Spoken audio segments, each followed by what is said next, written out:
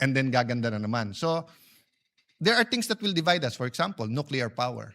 Some of us believe in it, some don't. But for example, electric vehicles, no?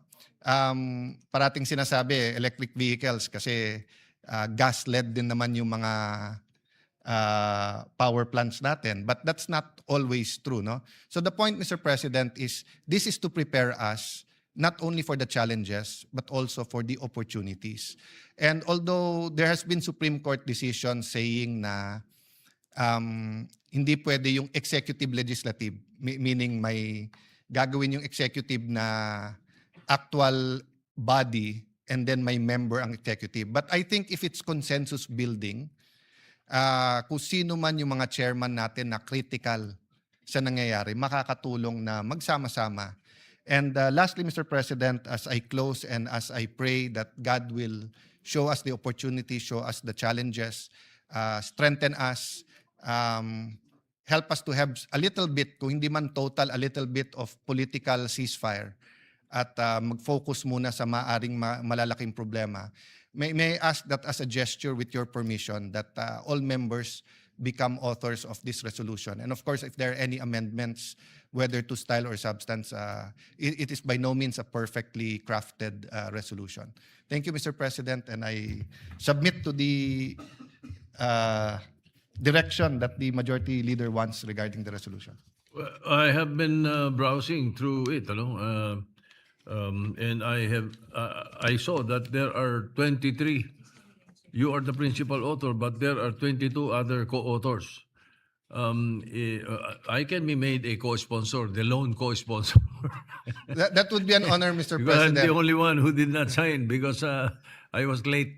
I was not able to read it before you filed it. Well, you're only late once. I'm late all the time, Mr. President. So it will be an honor if you will be the principal sponsor. I will be honored if I am made a co-sponsor of the measure. And all the senators listed as co-authors remain as co-authors. Majority Leader. Thank you very much, Mr. President. We have another member wishes to also co-sponsor the measure. May we recognize Senator Joel Villanueva, Mr. President.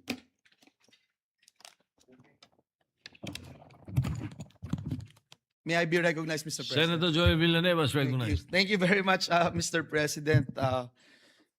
Distinguished colleagues, Mr. President, we rise to co-sponsor this important resolution urging the executive branch to establish a national contingency framework and plan that will allow our government to better anticipate, prepare for, and respond to major domestic and international crises.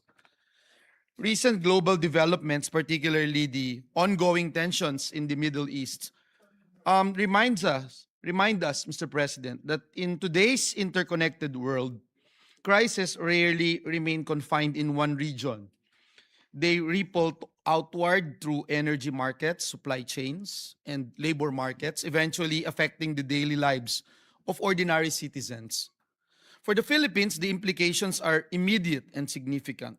We import the vast majority of our petroleum requirements, making us highly vulnerable to global oil price volatility. And at the same time, millions of Filipinos live and work overseas, many of them in the Middle East. In moments of geopolitical uncertainty, the safety of our overseas Filipino workers and the stability of our economy become closely intertwined. This is why preparedness must be both strategic and people-centered, as mentioned a while ago by our Minority Leader, Senator Alan Cayetano.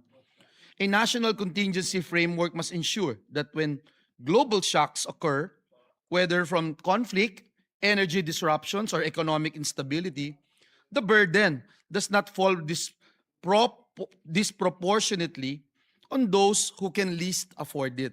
Our farmers, fisher folks, transport workers, minimum wage earners, and vulnerable households. In anticipation of extraordinary oil volatility, this representation filed Senate Bill number 1922, which seeks the temporary suspension of fuel excise taxes during periods of severe global price spikes. Such time-bound and clearly defined adjustments may serve as a pressure valve to moderate inflation and cushion the impact of on ordinary Filipino families. Mr. President, kanina ho, nag-hearing na ang Senate Committee on Ways and Means headed by Senator Pia Cayetano. Kanina rin po, nagpapirma na po siya ng committee report. And we again commend our dear colleague. We also filed Senate Bill number 549 or the Pantawid Pangbangka program, which seeks to provide fuel assistance to our fisher folk, recognizing that rising fuel costs do not only affect transportation, but also food production and food security. In previous Congresses, Mr. President, we likewise supported the Pantawid Pasada program, which helped provide targeted fuel subsidies to public utility drivers struggling with rising fuel prices. These measures are guided by a simple principle, Mr. President. Sa panahon po ng krisis, hindi sapat ang plano lamang. Kailangan may agarang tulong na mararamdaman ng ating mga kababayan, lalo na po yung pinaka-nangangailangan. Our experience during COVID-19 pandemic underscored the importance of swift and coordinated government action. Through the Bayanihan laws, Congress was able to mobilize emergency measures to protect our workers, sustain livelihoods, and assist Filipino families during one of the most difficult periods in our recent history.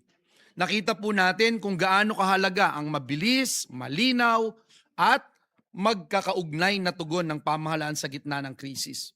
The challenge before us right now, Mr. President, is to ensure that the lessons of those difficult years translate into lasting institutional preparedness. Because crisis will come.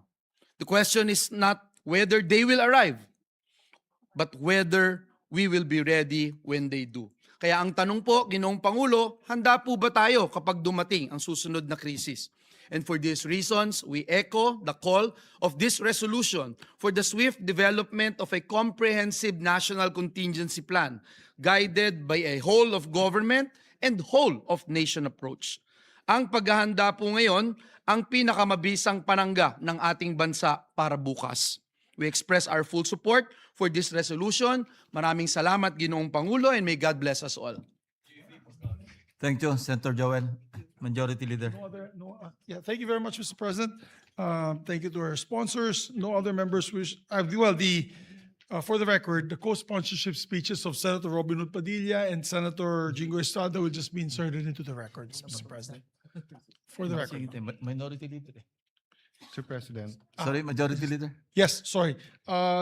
Just for the record, the sponsorship speeches of Senator Robin Hood Padilla and Senator Jingo Estrada be placed and were inserted into the records, Mr. President. So inserted. Thank you. Mr. President, no member wishes to interpolate the measure. We move to close the period of interpolation. Is there any 15 objection? days. Hearing none, the period of interpellations is closed.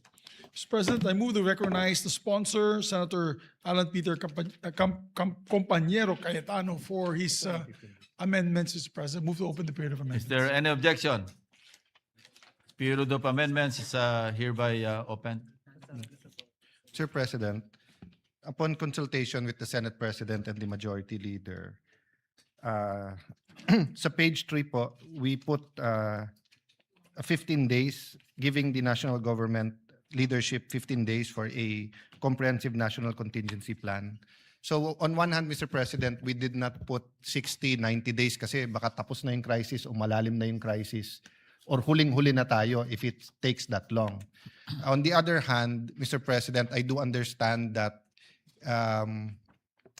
it is easier to put certain contingencies quickly into action, but to put up one document where it's all together, publishable, understandable, something that can be communicated is necessary, but it isn't that easy. So in consultation with the Majority Leader, Mr. President, we'll amend with the permission of the body, we'll amend, instead of submit within 15 days on line 25, submit as soon as possible. We suggested that, Mr. President, also through coordination with Senator Kiko Pangilinan. He also asked that maybe instead of putting a fixed number, kung kailan kaya, whenever possible, as soon as possible, Mr. President. So there being no objection to the motion of the good So merit floor it's in the leader. form of a motion, Yes, Mr. President, we move to approve his, subject to style. subject to style, his. An objection? Hearing none, motion is approved. subject to style. Thank you. There And, being and no Mr. President, this is not without prejudice to the executive department coming out with